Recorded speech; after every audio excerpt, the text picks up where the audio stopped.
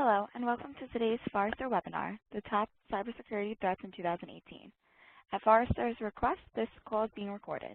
The content of this webinar is copyrighted material of Forrester Research Incorporated. Any rebroadcast, retransmission, or unauthorized duplication of the event or materials related to this event is prohibited. At this time, all participants are in a listen-only mode. A brief question and answer session will follow the formal presentation. If anyone should require operator assistance during the webinar, please press *0 on your telephone keypad. It is now my pleasure to introduce your host, Josh Zelenis. Thank you. You may begin. Hi. As introduced, my name is Josh Zelenis. I'm a senior analyst here at Forrester. My primary focus areas range from vulnerability management, incident response, threat intelligence, and breach detection. And putting all those pieces together today, I'm here to talk to you about a report that I recently published, Top Cybersecurity Threats in 2018.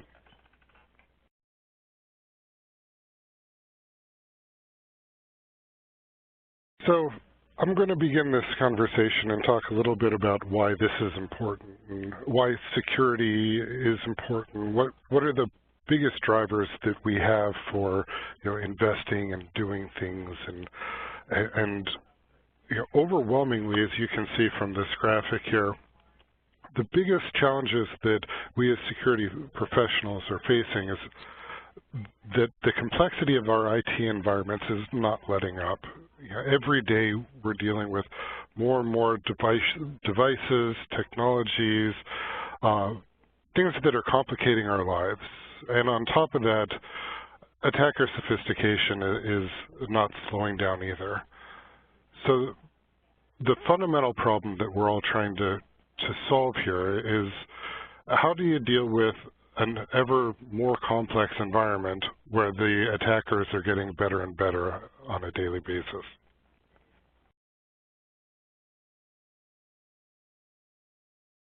So what I've done is I've gone through and I've broken out about 5 different threat categories that I think are the top 5 things that you can take a look at to go and combat this particular threat, if you will, the challenge of having this attacker sophistication and the complex environments that we work in.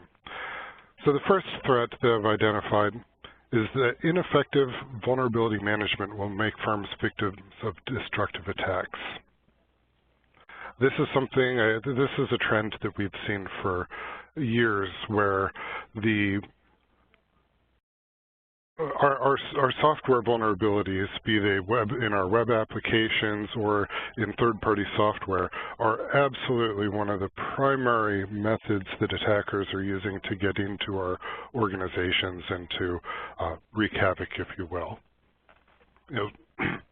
Looking at the Global Security Survey from last year, Forrester has seen that 58% of enterprise organizations suffered at least one breach in the last 12 months. Diving a little bit deeper into that statistic is what we have here on how the external attack was carried out. 42% of breaches involved some element of web application attack, and another 41% involved software exploits. Now you can see the gap here from 41% down to the use of stolen credentials at 31%, and you can really kind of see that these vulnerabilities are a gateway into our environments. And this is a problem that I get quite a bit of inquiry on. How do we prioritize the threats or the vulnerabilities that we need to spend time patching and making sure are fixed? And it's interesting because no matter how much press and how much information is out there on the importance of remediating a particular threat, we're still struggling with it.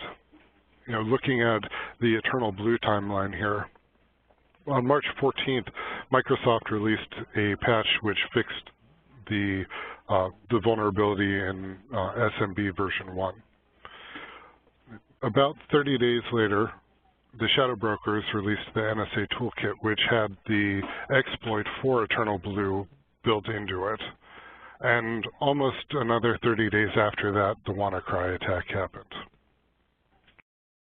Now, if you can recall back to May of last year when WannaCry happened, there was problems with the NHS being unable to service patients, and it just chaos everywhere. It was really the first major worm that we'd seen in many years, and it was catastrophic. But for all of that, for all the attention that WannaCry got, and all the discussion about whether or not the NSA should be going and keeping exploits, and I had press requests, I had inquiries. There was so much attention to WannaCry in the May timeline, and then to look 30 days later, whenever NotPetya happened, that included the Eternal Blue vulnerability as well. It really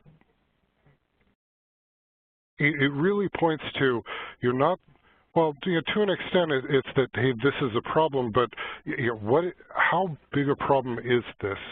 Merck Pharmaceutical, for instance, in their quarterly earnings was unable to really catalog exactly what the damages were, and in fact hadn't completely remediated from the NotPetya attack. Another example, coming out of that with the same organization is that they ended up claiming to their cyber insurers a loss of $270-some million worth of losses. Now, this is huge. And now we have Meltdown Inspector. So I'm going to take a second. I'm going to talk a little bit about Meltdown Inspector and how is this situation different from where we were last year, 10 months ago. So here we have vulnerabilities that are getting quite a lot of press. And the ramifications of these are that user controls or kernel access is no longer enforced effectively by the operating system because there's hardware issues that are allowing attackers to go and read memory. Take this a step further and we can say, all right, well, not only is this a system problem, but this is a device problem, because in any virtualization, if you are on one system that's on the same device, you can read memory from another device. So what we have here is another huge issue with a vulnerability that is affecting everything. WannaCry and Eternal Blue was essentially it was all Windows systems that had ever been built because they're all shipped with SMB version 1 as active. But here's a vulnerability that impacts just about every processor that we're running on. And to make a little bit of light before we get on to the next bit about this, if it took 90 days and NotPetya happened without remediation, then one of the predictions that I'm going to make out of this webinar today is that the timeline for us to get this remediated is probably our hardware refresh. So in essence, this will be fixed when you get a new computer and you get a new computer and you get a new computer. But an interesting thing has happened coming out of the WannaCry and NotPetya events of last year, and that's that vulnerability management is getting board-level attention, especially after the Equifax breach. And Equifax is a little bit of an edge case because with Equifax, that vulnerability was exploited. It was a vulnerability in Apache, I believe. and that was exploited 4 days after a patch was released to fix it. Now, that is far different from the remediation timeline that we were just looking at for Eternal Blue. And so, of course, there was a lot of other factors that went into why was this successful and why was the Equifax breach as big a deal as it was. And a lot of that has to do with the data. And a lot of that has to do with how the vulnerability was responded to. But nonetheless, I've gotten a lot of inquiry calls from organizations who are trying to understand what is a realistic SLA for us to go and be remediating, let's say, a critical vulnerability. So it's important to take a look at this and understand that the boards are getting attention, and with that you're going to get money and you're going to get traction, but you also have attention. So it's important to stay on top of these things and understand that vulnerability management provides you an opportunity. With the Equifax breach, as I mentioned, it took 4 days to exploit that, and I mean that's difficult to do across enterprise organizations. Frankly, getting back to the earliest graphic that we had, our organizations are so complex that it is really a challenge to stay on top of these things. But the one thing that we can do with vulnerability management is use that as a metric and as a gauge for how we're operating as an organization and as an overall indicator of our security posture. Because while vulnerability management isn't the end-all, be-all, it is a door, and it is going to give us a very good measurement of our ability to perform rote security tasks, such as patch management, to meet our SLAs.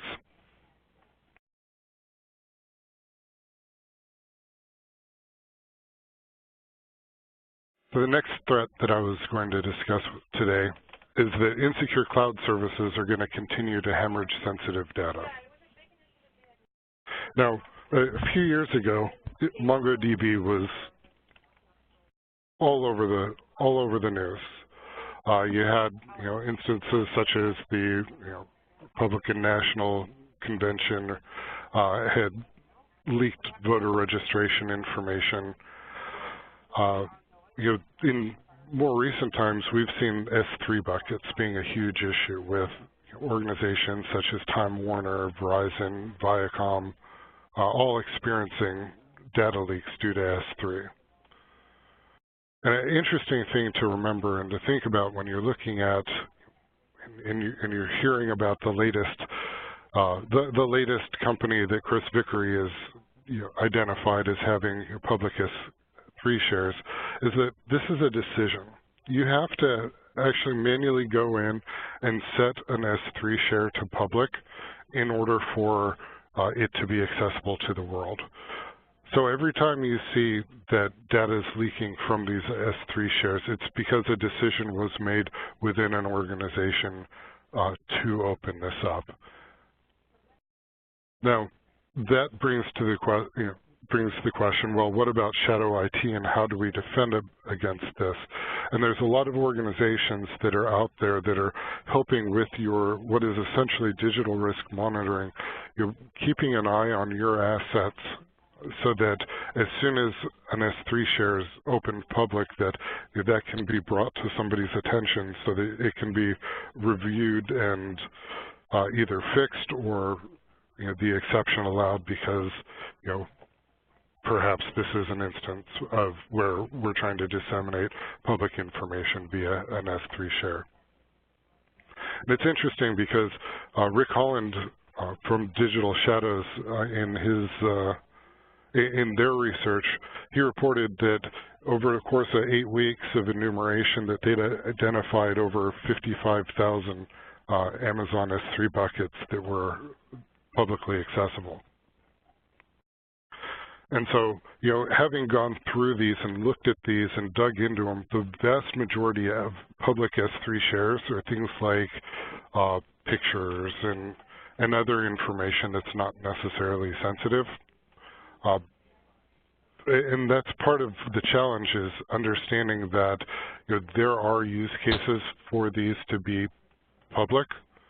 In fact, if you Google the how do you make these S3 shares public, there's instructions and even encouragement to go do this on many sites, particularly dealing with photography. So to an extent, what you're hoping is that if you have a public S3 share with information on it, there's people digging around in there, and they are going to find it. You're essentially playing security through obscurity. And the final point to make about this is that it's not just your organization that can make these public and do harm to your organization. Over the last year, we saw Verizon and Experian and Time Warner Cable all hit with these S3, public S3 shares. And the problem is that whenever it's your data out there, you don't have nice systems or BroadSoft or Alteryx in the headlines. You're seeing Verizon and Experian and Time Warner. So it is essential that you are not only monitoring your own infrastructure, but that of the organizations that you're sharing information with to avoid ending up in the presses.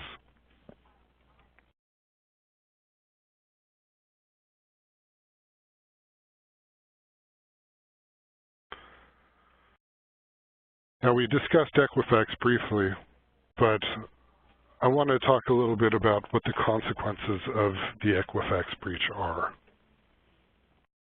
And the main consequence that I've come up with is that it's going to render knowledge-based authentication ineffective. So to tell this story, I think it's important to start with looking at the amount of organizations or the amount of data that has been lost. And so this is a graphic that I've put together that shows you, many of the largest breaches that we've experienced in the context of the number of worldwide internet users. So when you look at something like Yahoo having lost 1 billion users' information, that's about 28% of the worldwide internet users. As we continue to be hit over and over and over with these breaches, there's the problem that people talk about of the breach fatigue and the consumers feeling that, oh, it's another breach, this is, my information's already out there. But part of the problem is that as you continue using these information systems and change a password because maybe there was, a breach, a lost password, or updating information, or even as you're moving from place to place, if you keep getting hit by these breaches, the attackers are getting more and more information about you. And it's not just your email addresses and passwords, although credential stuffing, which is the use of breached authentication credentials on other sites in order to try to access that user's assets in other areas. That's just two places where information's being lost. I mean, we have all the PII data, we have credit card information, phone number, social security numbers, birthdays, mother's maiden name, first car that you drove. All this information is taking away from the secrets that you can have with your consumers. The people using your sites who are filling out the extra 3 security questions, when that information gets lost and becomes public, that can no longer be used. And that's what I mean when I say that knowledge-based authentication is losing its effectiveness. And what we're very quickly getting into is a situation where we need to start treating identity as an assertion. It's not that this person is authenticated because they had a username and password, but that that username and password is part of an assertion. And as we go and study big data analytics and studying consumer data for insights, we're learning so much about the people that we're working with. And I mean, I love the story from a number of years ago where Target had identified that a woman was pregnant before her father that she was living with had found that out. I mean, that's the level of understanding of our consumers that we're getting to. And that's the level of understanding of our consumers that we're going to have in order to take that assertion and authorize based on confidence that this person is behaving in a manner that we expect, that they're buying the things that we expect them to be buying, and that they're shipping things to places that we expect. And this is really one area. I did some research in the retail space earlier this year with Brendan Miller, and one of the big things that I personally learned going through that experience was about friction and how as you're going through a purchasing workflow, that it's important not to create too much friction on the user, because then they're going to get frustrated and maybe go to another site. But it's through the careful application of friction throughout the purchase flow that you're able to get them to provide you what you need to balance the risk of fraud and complete the transaction on a satisfactory basis for both you and the consumer. And it's that type of friction that we're going to have to be using in all our web experiences in the future.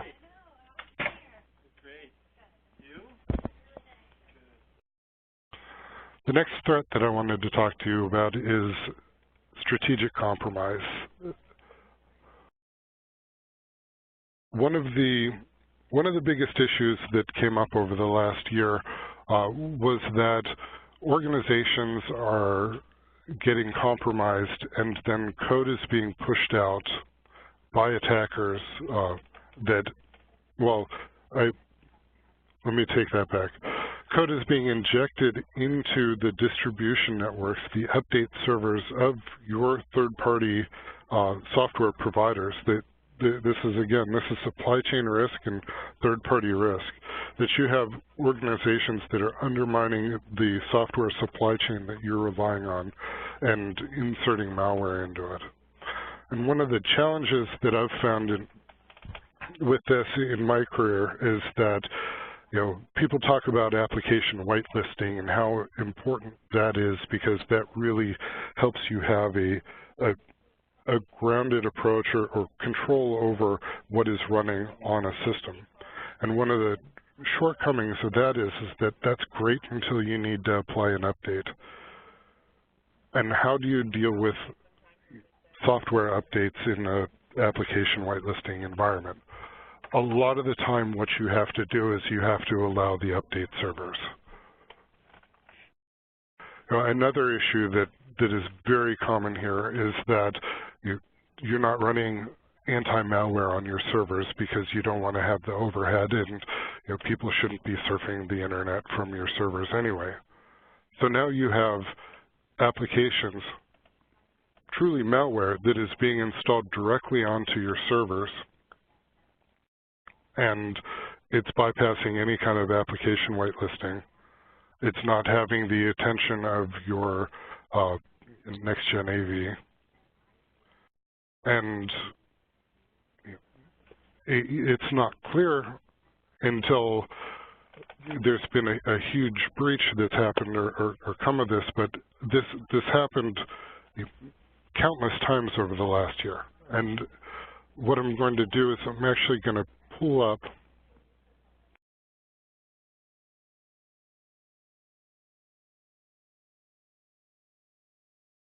apologize. I just wanted to go and grab a piece of information that I had from last year to just list a few of these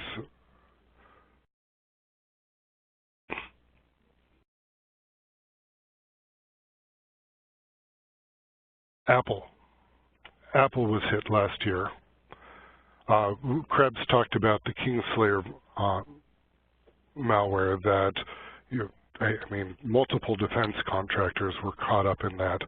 There were Chrome updater issues with people's extensions being infected with malware. The CC cleaner. So what we have is attackers are shifting their methods and how they're going about getting into your organization. And it's not just because they're coming in through the front door or you're trying to compromise a vulnerable service, but maybe they're compromising something in your supply chain in order to get in through the back door.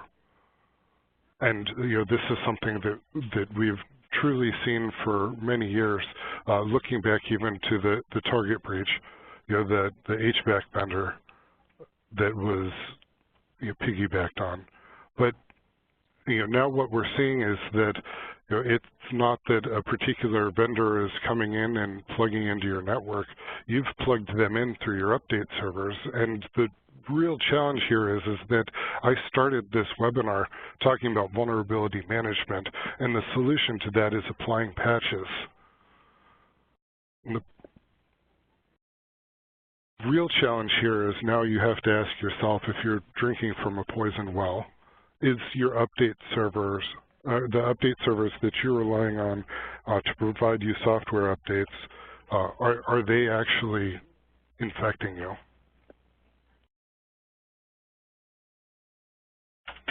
The final piece I wanted to talk about today is ransomware.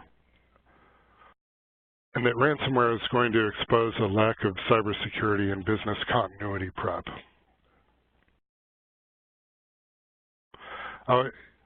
There's a couple points that I would like to make about ransomware and how it changes the dynamic of the attacks that we're experiencing.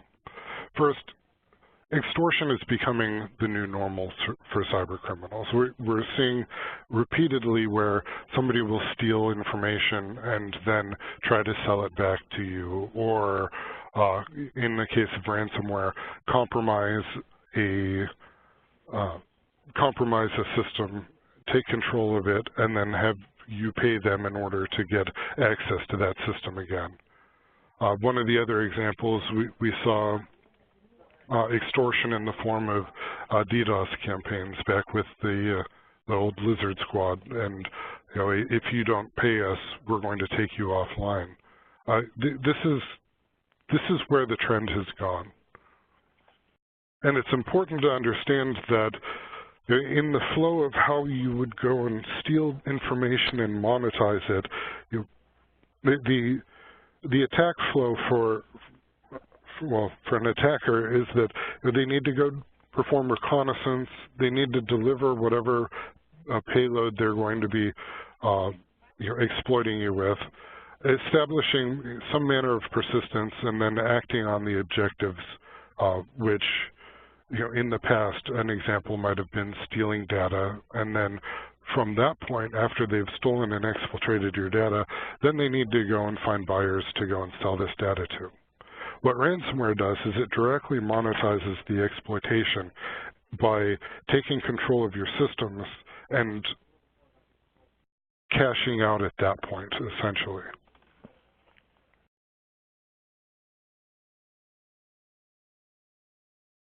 And one of the big problems that I've seen with ransomware is that organizations are not able to recover as completely or as quickly as they expect that they should be able to. And one of the prime reasons that I've seen that this is happening is that organizations aren't testing their ability to recover backups. They're not testing their disaster recovery plans end to end.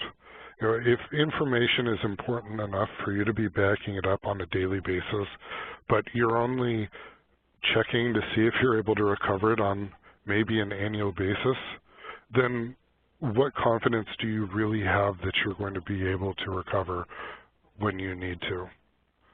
And looking at this graphic, 50, 60, we have 81% of organizations not conducting full tests of their DR plan on more than an annual basis.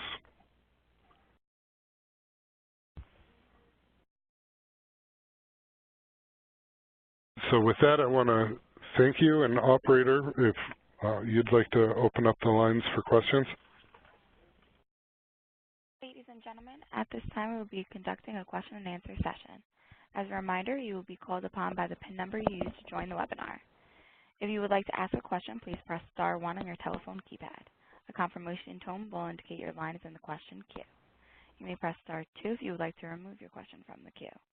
For participants using speaker equipment, it may be necessary to pick up your handset before pressing the star keys. While we poll for questions, we ask that you please take a moment to complete the short feedback poll.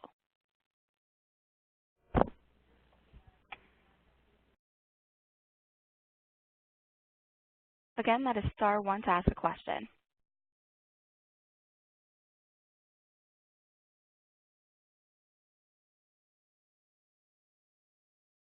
There are no questions at this time.